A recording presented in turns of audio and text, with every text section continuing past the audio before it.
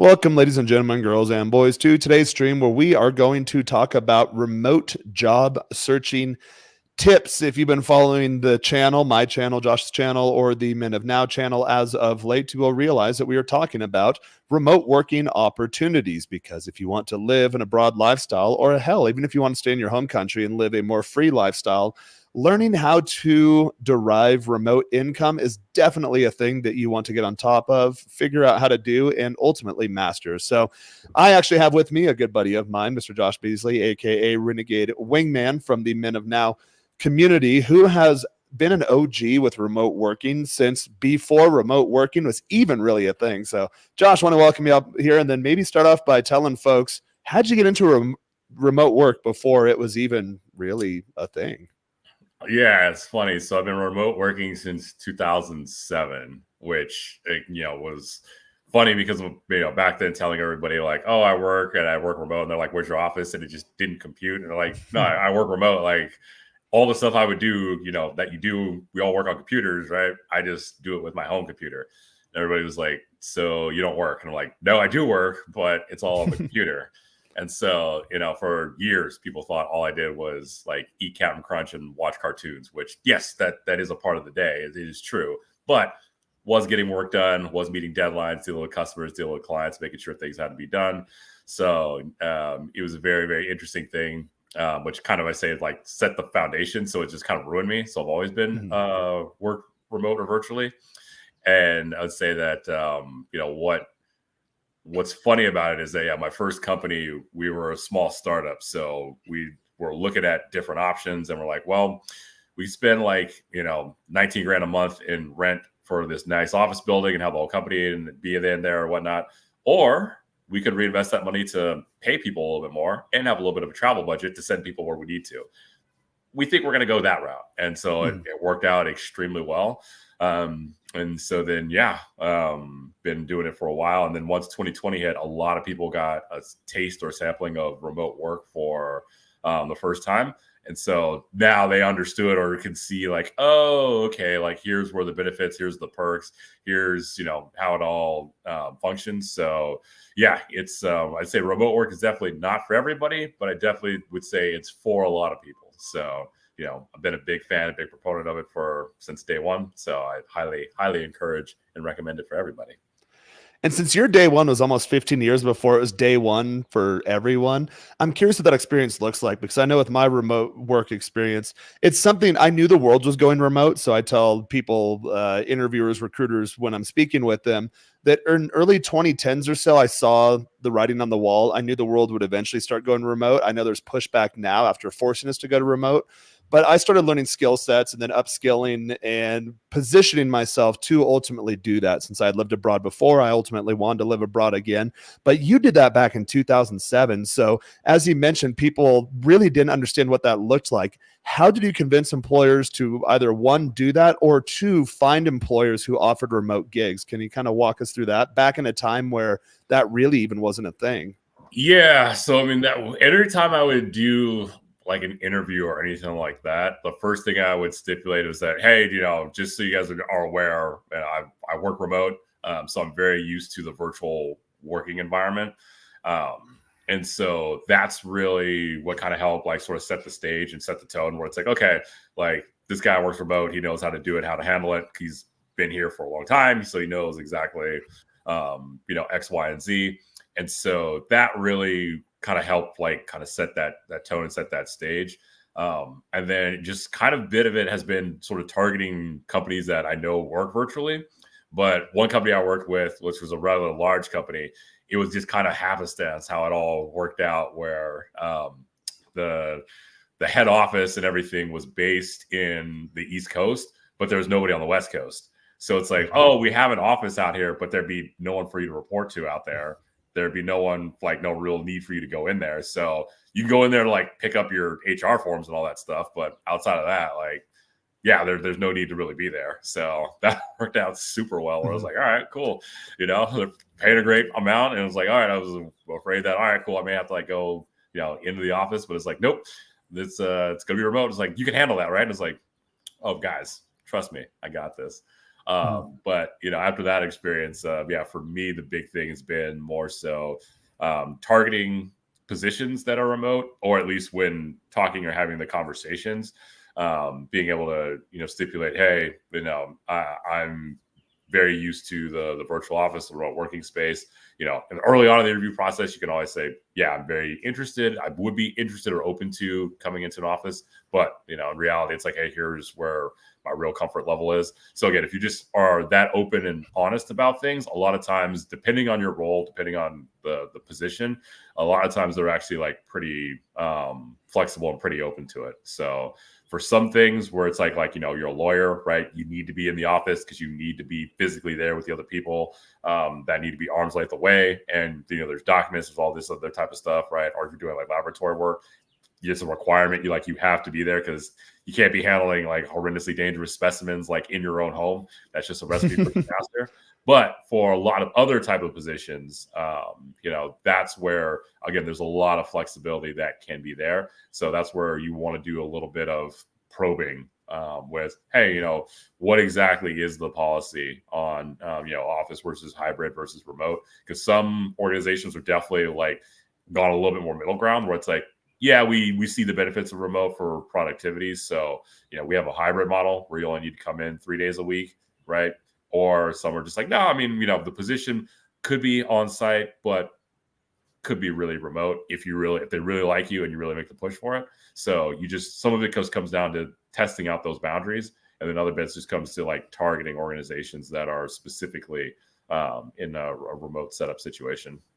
Yeah, I think it depends on the culture of the company. I know some companies, even large ones like Amazon, are going back to the office setup. So I have buddies down here in Mexico to where they worked for AWS and then they've indicated to me, hey, I lost my job. And then Amazon repost these positions back in a high rent district and then for much lower salaries. So these companies are doing kind of some crappy things at this point. I think Amazon's starting to come around. So I've gotten calls from recruiters saying that, oh, Amazon does have positions remote now, but they pay 50% of what the prevailing market wage is. So a lot of these big guys are still doing whatever they can get away with. I agree with this comment right here from D'Angelo. Talent always prevails when it comes to remote work. Never really understood why companies shy away from those that actually have the experience to do the work, but from a remote perspective.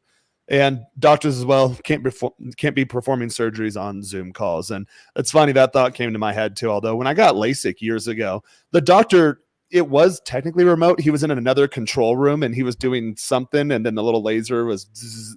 So I always wondered too, like, could he have done that from a remote location? But who knows, if you get Wi-Fi interruption, your router goes out, someone hits a power line, and the laser's just kind of chilling over your patient's eyes. So yeah, I can see that being a bit difficult, but I think it does depend on the culture of the company. I've been in this job search round targeting more companies to where not only is the department or the individual role, because some companies are hybrid. When I worked for one of the big four companies, I was in a remote position, but a lot of my teammates were in a hybrid or in-office position.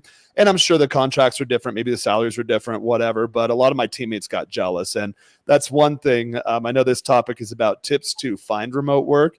Tips to remain employed in remote work is if you're in Acapulco for the weekend with some girl you just met, don't mention that to your teammates. Don't mention that to your employers. If you ever watch that comedy Old School, like, oh, hey, Frank, what do you got going on this weekend with Will Ferrell? Oh, I got a big day planned. Just going to Home Depot. Gonna find some wallpaper. That's how you sum up your weekends. Again, we'll get into that topic on a different day, but a lot of people that are not remote, and if you were the only one remote, you have to be careful there. So I target companies that are 100% distributed teams, or where entire departments or functions are distributed teams.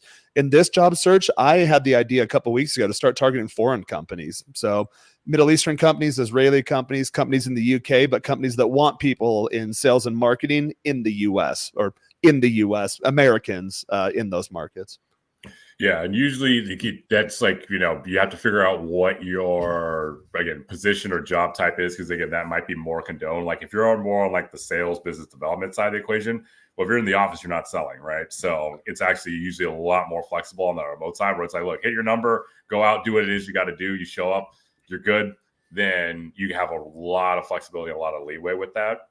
There's a lot of other more of like support positions as well, and sometimes project management positions that can work out as well.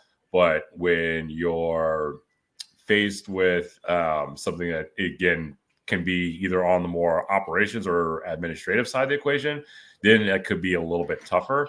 So, a key tip that you can do and you can leverage is if you're on LinkedIn and you're doing a job search, there is a filter where you can filter and check the box like remote or hybrid. So that way you can try to narrow down your prospective job pools by companies that are already holding positions that are remote. And now, again, that being said, there is a conversation that happens during an interview process, any process when you're being brought on board or considered. So you don't necessarily think that just because it's not explicitly stated that it's remote doesn't necessarily mean that you can't make it a remote position. But just understand your probability and your odds are going to be a lot. You can be varying degrees of difficulty depending on, going to Jaron's point, the culture of the company, as well as the type of position that you're looking for. Yeah, and I think that's a fantastic point, is really doing some research like Josh mentioned. You have those filters on LinkedIn or a lot of your online job boards.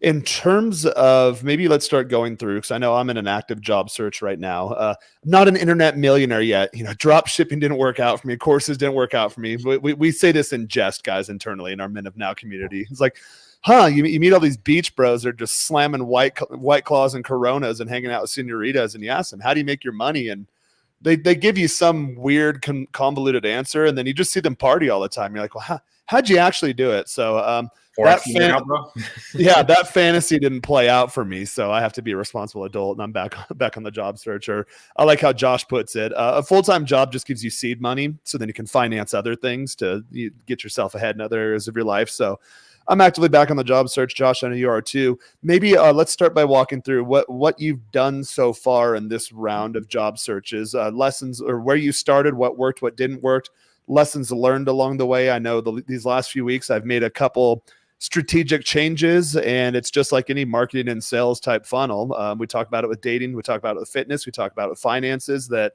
you do something until it doesn't work anymore, until you hit a bottleneck, and then you make some tweaks, and then you document the results, and then you go on to the next bottleneck or the next hang up and do that. So I've approached my job search that way. And I don't know if you've done something similar, but maybe share your experience this time around in the current market. Yeah. I mean, what I've leveraged a lot more has been the independent contractor consulting route. So that's definitely been sparking a lot of good interest and has led to some pretty good opportunities. So, and again, there's multiple ways you can kind of slice and dice your search and what it is that you're looking for.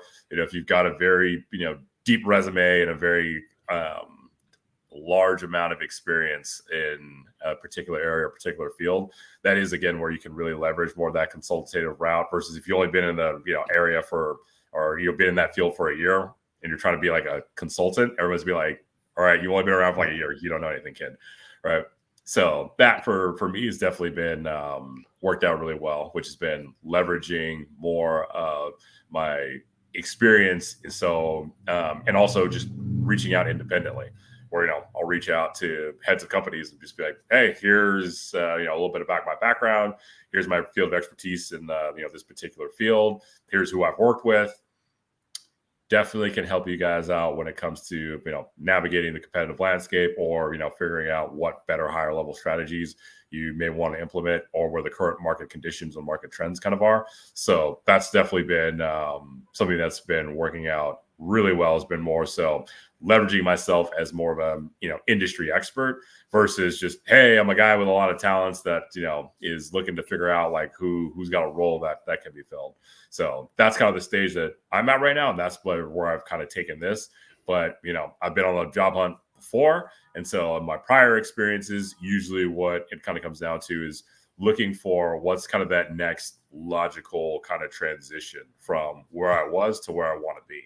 So it's like, okay, I'm looking to get to the higher level strategy side. Well, usually you need a little bit of progression in there, because again, no one's going to take a junior associate and then suddenly put them in, a senior position if they only have like 6 months experience in that, right? Maybe you get something crazy, but usually that opportunity is either a scam or completely falls apart after 2 months. So what you want to do is you want to target things that are specifically make the logical next step for where it is you want to be. And again, if you're a little light on the experience front, that's where again you can backfill that story and just say, hey, this is really what I'm driving to. This is really what I want to be. And I'm very confident that with your help, as well as my determination, we can make this a success for the both of us, because again, this is the position I'm trying to grow into. So you got to think about it sort of that way, because a lot of mistakes the large people make is that they really go on the job hunt from a perspective of, oh, okay, well, what is this going to do for me, right? It's like, well, I need money, I need a job, I need this, but you really have to look at it from the hiring manager's perspective, right? Which is, hey, what exactly do they need? What type of person do they need? What role do they need fulfilled? What skills do they need? As well as what type of personality and attitude is going to really like balance out and really help them get to where it is that they want to be. So that's really where you got to start thinking about, okay, how do I go from turning this into this is what I need in order to like pay my bills, into, hey, here's what's going to be a real good win-win situation for everyone that's involved. And again, this is just a very good translatable skill, whether you're an entrepreneur or whether you're, want to go the employee route. Because again, as an entrepreneur, right, if you're just out there thinking about, hey, can you buy my product, buy my stuff? Well, all right, cool. That's just helping you out. But if you really think, hey, I have a problem and I'm trying to help people solve that problem, that's a true win-win for everybody. That's the type of mindset that actually gets you a lot further, no matter what endeavor or route and business you want to go. So that's the big thing, kind of like one of the big fallacies of the internet, is that it's like, hey, everybody out there has to be an entrepreneur 100% of the time. When it's like a lot of people that are actually really good and really successful entrepreneurs, they've worked a lot in the corporate world, or, they do entrepreneurial things while still working in the corporate world, just so that way they have a bridge, because there's a multitude of different pathways that you can take. And like kind of like what you quoted me earlier, but I've often said this for a long time. If you have a job, just think of it as you're getting seed money to fund various ventures that you may want to engage on, as well as you're developing and honing skills that are going to be essential for you to use, as well as building out your professional network. Because like it or not, a lot of people in the regular corporate world are actually going to be your best resources or best customers in the future for your entrepreneurial ventures and endeavors. So don't underestimate or discount just the importance of that. So that's definitely something to really strongly factor in and consider when you're going through your various job searches. A lot of gems to unpack in there. I know for me in my career, there's been a progression my entire career, but I was always of that mindset. Well, I need a job. I just need money. I need to pay the bills. I'd rapid fire out the resume, just spray and pray, get it out there. And then whatever came back to me, and the conversion rate's really low on that strategy, then I'll just take whatever I can get. So this time around, after watching a ton of like YouTube videos with HR recruiters or career coaches, Josh, having talked to you, having to talk with other guys with the Men of Now community, to where I'm a lot more deliberate about my career. What do I want it to look like? What do I actually want to do? Do I want to be like a senior VP? Do I want to be a CMO someday? Or do I want to specialize in a very specific type of marketing and then hone in that skill, and then eventually take that and then do something entrepreneurial on the side once I get to that point? So a lot of those questions you have to answer for yourself. I know this time around, going through my job search strategy, there's 3 different potential tracks I could take. So I put out all my previous roles, wrote out exactly everything I did. Just, you don't have to format it for a resume. Just put it on a sheet of paper, digital sheet of paper, Google Docs, get everything out there, and then find some sample job descriptions for various different types of roles that maybe you could do based on your past experience and where you want to go.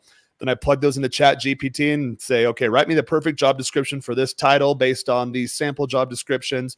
Had it do that. And then the next prompt, okay, go through this raw data set of all these things I've done before, and then write me a resume. And you have to hone in the prompts. So, hey, include these last 5 jobs, do 5 to 7 bullet points per, keep them at text, whatever. You'll format your resume later, but then have it just spit out the resume against the aggregate sample job posting you put together and that raw data sheet. And then now you have, okay, now I have for me, email marketer resume. Now I have a digital marketer resume. Now I have a life cycle marketer resume, growth director resume, whatever that looks like for you, the types of titles or positions you're going after. Then rather than having my generic resume where I'd spray and pray and hit all these job postings, and this is what I've done in this job search, then I got more specific. Okay, now I'm getting more interview requests. But then again, you get to that point in the funnel. Okay, I'm getting interview requests, but I'm not getting down the stage. So ask your recruiters, ask your people, hey, can I get some feedback? For me, a lot of it was, hey, they're asking you a very simple question. You're giving too much information. Like, we appreciate it, but give them less information, not more. And then recently, I'm getting further down the cycle to where I'm entering offer stages now, to where in most of my interviews, I don't even talk that much. They ask me, hey, tell me about your career. Yeah, give us a quick rundown. And I asked them, how quick do you want the 1 minute response, 90-second response, 2-3 minute response, or do you want me to walk you through point by point, bullet point on the requirements of the job description, wrap that with my career, and then that leaves the table open, the conversation open for us to ask questions back and forth. So, and most of them actually like that. Like, hey, I'm going to give you like a 3, 4, 5 minute response, but I'm going to hit every follow-up question you will have. And then we have time just to get to know each other to see if it's an actual fit. And at the end of the day, can you actually see yourself working with me all day? And I've found that one's worked more for me in terms of asking more questions from the recruiter and or interviewers rather than just putting your spiel out there. And then having done that, I spoke to Josh a couple weeks ago. Hit up recruiters in your network. Start hitting up all of these people. If I find a really good job posting and we have a shared connection, or maybe they're a first level connection, or we went to the same university, or we were in the same academic fraternity, or whatever it is, start to personalize your messages. And then, hey, I just submit, hey, I saw this job posting. Here's the link. Just submitted my resume. I saw that we both went to Gonzaga. All right, cool. Like, hey, go Zags. March is coming up. And then that'll get a response from them to kind of get, you got to get yourself ahead of the rest, because there's so many applicants out there now. You guys have probably seen, based on whatever field you're in, you'll have 100+ applicants for every single position. So you really have to take these little steps to figure that out. Recently, I alluded to this earlier, I started applying with foreign companies. Okay, well, that's working well for me. Now I'm working for recruiters, foreign recruiters. So like lately it's been UK and Israeli recruiters recruiting for European and Middle Eastern companies that want marketing and salespeople in the US markets because they want to get into the US markets. That's working well for me. Industry types, any sort of AI multimedia production. A lot of those startups are springing up if you like the startup thing. So really the point being is you have to take an idea, an honest assessment of where you're at, where you want to go, what does the market look like, and then start connecting these dots to determine your journey, your quickest path from A to Z as compared to the competition. And I've found that when you're more deliberate about it and you actually put the time, effort, and energy into it, then you start moving the funnel along a little bit. And here, I've got a couple of comments here, Josh. So just play devil's advocate. Does having an extensive amount of experience within a given field can be a hindrance to some organizations? I think I've had that happen in my career before, where they're like, oh, you're a little too senior. So I've actually dumbed down my resume, took off the master's degree, take off years you went to college. If you're getting older, I'm getting up there in years now. So in that sense, that one isn't up for challenges for other orgs. Yeah, to answer that question, I would say that it really depends on the job, right? Because again, nothing is, when people say, you may be a little bit overqualified, what they're trying to say is we can't afford you, right? But if you're willing to take that pay cut, exactly that, absolutely, they would love to be able to get you for under market value, right? So that's where, sometimes that extensive amount of experience may be a hindrance for a specific type of position you're looking for. But again, it always just depends too on like how you play it, because sometimes there's been early stage startup companies that approach me and they're like, well, we're super early stage, we're really scrappy. And that's where I say, I've worked with a company that I was guy number 7 when they first started. So for me, that very super early stage startup environment, I like and enjoy, because it's all free flowing and chaos. It'd be kind of fun to get back into something like that. So it'd be good to put my skills really to a good test or challenge. So really a lot of it comes down to, how you can position the story that you're telling for that type of position. So for any objection that they give, right, especially you got too much experience, then you can always, again, position it more of like, I've got probably way more experience than you need, but one, leverage my experience, it's going to go a lot further over here. And I feel it's going to go a lot further over here. But then 2, this is exactly the type of role I'm looking for, where I can take my extensive experience and be with an organization that is flexible enough to actually implement my great ideas, because nothing is more frustrating than being stuck at an organization where I have all this knowledge of how things actually work, and there's too bureaucratic and too stuck in doing things the old Oh, way I've been that there. they can't maneuver. Stay So in your then, lane is what they used to tell me. yep. Don't work yourself out of a job. I'm like, I'm full of energy and I see inefficiencies all over the place. It's just my personality. I can't deal with it. I know exactly what you're talking about. Yeah. So again, right, that's a great way to just position yourself very uniquely as someone that's like, oh, okay, well, yeah, like this guy may, have a lot of like, maybe too high on the payroll side of the equation, right? But it sounds like he's willing to take a pay cut. But more importantly, what's more important to him than money is what? Oh, he wants a place where people actually like listen to what he has to say rather than just be ignored and pushed off to the side. So yeah, we can accommodate that, right? So that's how you can take something like that, kind of flip it on its head and make it work for you. You made a good point there too. It's really about how you craft your story or your narrative. So I'm employing the same approach to where companies ask me, "Hey, you seem a little senior. Why are you looking at this position?" And I said, "Yeah, or like, what are your salary expectations?" I know recruiters tell you not to do this, but I made a high number at previous employers, so I'll tell them this is what I was making before. Yeah, that's way more than what this posting is, but I'm willing to do this under the following conditions: that there's no issue me living in Mexico full time. I'd run my money. Here's how I have my accounting set up. Guess what? One of the big 4 firms I worked for looked into it. It is legit. It's exactly how you do it. If your accounting has issues, have them give me a call. I'll walk them through the process because I've done this with multiple employers in the past. It's not an issue. You absolutely can do that. If anyone who says otherwise, then that's a bias internally. It can be done. 2 is that I don't need benefits. I don't need medical benefits, any life insurance, any of that stuff. I don't live in the US. Like, why? I don't need any benefits. 401k, guess what? I do pretty good investing myself, so I don't need a 401k. So that's just kind of sweetening the pot. But at the end of the day, it's more so that I just want to live and work abroad and not deal with anything back home. So if you can do that, then you can get my experience for a significant bargain on the market. And then now I'm finding that as I start to position that narrative correctly now, earlier in my job search, I wasn't doing that, but now that I'm starting to position it more correctly, that I'm starting to get a lot more bites to where that, and then one thing I've started doing lately too, are you interviewing with anyone else? Yeah, I'm actually in the later stages of interviewing with a couple of companies. There's still some initial phone screens coming up. And there's a couple recruiters that are moving quite quickly. And I think within the next 7 days, I'll be entering the offer phase. So if you guys want to be a part of the mix, I suggest you get moving. And I found that things are speeding up all of a sudden. They're not dragging their feet anymore. And that's my answer to everyone. Doesn't matter if I'm in the early stage or later stage. I'm always in the later stage. And all of a sudden, they don't ghost you on interviews. They return your phone calls. They move things along a lot quicker. Amazing, right? Yeah, weird how that works. It's almost like what is it, abundance mindset or right? Yeah, one of those things. Yeah. What's that other term? Competition, anxiety, scarcity. Yeah, anxiety. Yeah. There you go.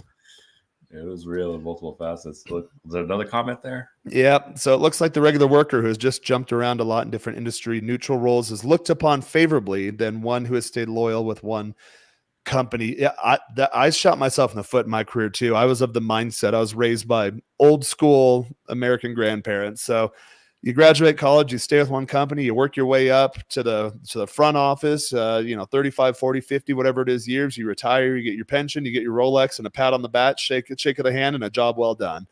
Doesn't work that way anymore. Especially I work more kind of in tech and fintech and those types of industries.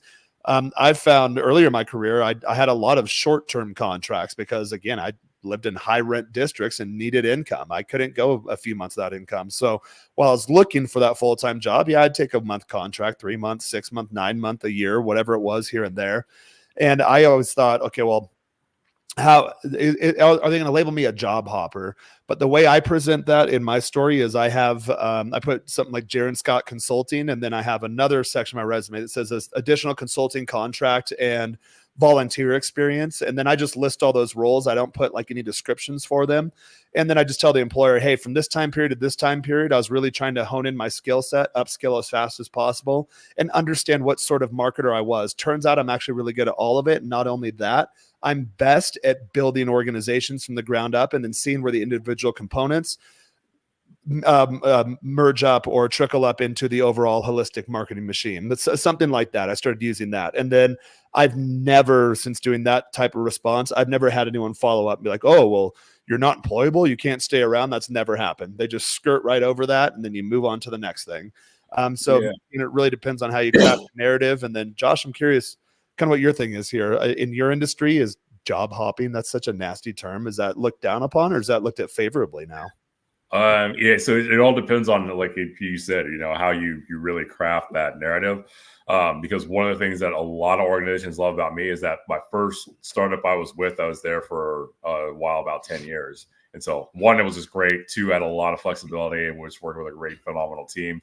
Three, was doing phenomenally well. And so that afforded me a lot of luxury where, again, I've, lived in different parts of the world for months at a time, whatever. So it was a great time. That was a large reason that kept me there, but also too, just having a really, really good, solid team. So when people see my experience, one of the things that they really love is like, oh, you've been somewhere for a long time. So when you go somewhere, you stick around. You're not here for like, a year or two, and then we got to replace you because you're going to go hop and jump to the next thing. Right. So that, again, depends on how you tell your narrative, right? That's it could work for you or it could work against you. For me, I leverage the mix of both, where it's like, hey, I've got, I've been here for a long time, but I've been other places for shorter periods of time. But that's where I was, either looking for the right fit that, is going to last me for the longer term, longer haul. Because again, if you got people that are looking at your resume and you're constantly seeing you like bounce back and forth all over the place, that could be like okay, well, you're just like a mercenary. So you're going to be here, but, we're closing the job posting today, but a year for a half from now, you're not going to be here, right? Or you're going to hop on to the next thing. So from their perspective, right, you want assurance, right? You want hey, you're going to be staying here for a while. You're hanging around for a while. We're going to invest in you and you're going to grow with us. You're not going to take our investment and run off to the next thing. And so, that's where you want to, again, position or craft the narrative of the story of like, yeah, I'm looking for my next sort of place where I can be and I can grow, for at least the next 5 years, just because that gives me a good sense of time in the organization, but also just helps me really get set and established. And what also works out really well is that when people look at my working history, there is a very clear narrative progression of, oh, he started off here, and then by the time he left, he was very high ranking. So, people can see that, hey, he's been somewhere, he's put in the work, the sweat equity, he's grown, into and developed these skills and honed them very well with this team. So, that just makes my narrative a lot stronger as hey, you bring me on board with your team. I'm going to be here. I'm going to help grow with the team for a while. We're going to grow. We're going to do a lot of good stuff. And I'm not just here or in it for, the paycheck, even though, hey, I might be in it for the paycheck, but, you don't want to craft the narrative of this, hey, I'm here for the paycheck. And then, if someone just comes, along like 13 months from now with a bigger paycheck, I'm out. Right. It's like, oh no, he's here, he's built, he's developed, he's grown. There's a clear pathway and a progression. And, okay, we see that he's done multiple different things. That's informed his perspective on what's going on here. So he's able to touch and be an expert on what's going on in this industry and in this field from multiple perspectives, because he's done it all, from the operations and client support to the sales side of the equation and the strategy side. So then it becomes like, hey, you're a very rare mix of whatever is really needed. You can help do and facilitate, and you got the track record to show it. So again, that's how you can really craft that narrative of, if you've been at one spot for a while, but you got to show progression, right? If you've been a junior associate for 7 years, what are you doing? Like, what's going on here? Like, you aren't making any progression. You aren't making any pathways. Or if you're hopping around to a bunch of different places, but you aren't leveling up your title or your position, then you're really hindering yourself, because again, all you're showing people is that, hey, I'm content being at this level, or I just don't want to really like grow. And that's what, not for someone on the outside looking in to bring on talent. They're not looking for someone that just wants to stagnate. They want people that are very interested and very growth minded. So they want to see that growth reflected, or they want to understand like, hey, where exactly you're at. Because again, nothing is going to be worse than going into an interview trying to craft a narrative of like, well, I really am like ambitious and want to grow. But it's like, well, you've been at this exact same position and post for 7 years straight. What's changed? Unless you're CEO, then that's a completely different thing, right? Because all right, now you're super high ranking, right? You got a lot of decisions to make, a lot of responsibility falls on your shoulders.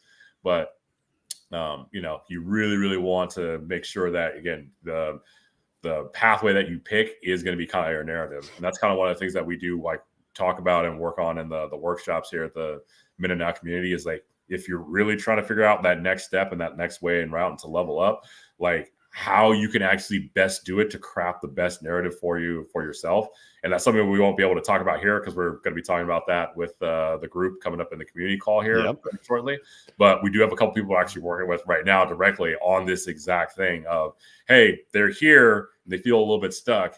Here's the pathway and plan we're going to outline for them and help them to get to where those next best spots are going to be for them. So that way, 5 years from now, they really are going to have a very strong, powerful narrative that they're able to tell. And again, that's the other thing too, when it comes to your entrepreneurial ventures, having a very nice corporate resume is very, very helpful in your entrepreneurial ventures as well, because it shows credibility. It also shows that you know how to work in an organization or work with a team, but also too, it just shows you kind of know a little bit of what you're talking about versus, oh yeah, I'm just some, guy that made money on the internet stocks and I'm here trying to sell you something. It's like, can you really solve my problem? So, there's a lot of advantages to crafting that narrative. And that's definitely something that we really, really do focus on the Men Of Now community. So if you're interested, definitely come check us out.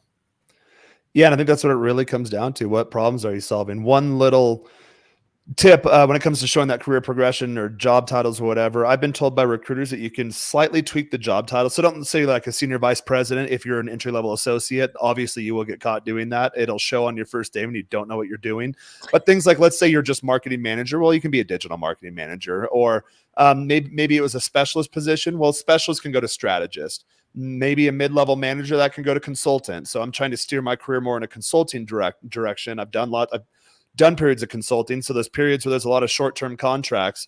I started like you, Josh. I started for a major defense contractor for 7 years, got promoted a couple of times. There was that escalation. Then I spent 3 years just doing short-term contracts and say, hey, I tried my hand at consulting. I wanted to upskill as fast as possible. I wanted to touch various components of this overall system and realize that now I have a very good understanding of how have an entire department in this industry, in this job function goes together. And then you'll see the next job I took, I was hire number one. I built the team, scaled the company, sold it, did that twice. Then I spent 3 years consulting again. And here I am now. You're getting me off that last consulting stint. I scaled and sold 2 companies for very, very high ticket prices. And I just got off a 3 period of consulting. Now I'm looking to do that again. And I'm looking to go bigger, better, and faster than I did before. Again, it's all how you tell that narrative. But guys, we got to get going to our group call. We're going to leave a few minutes for if you would like to pop in there.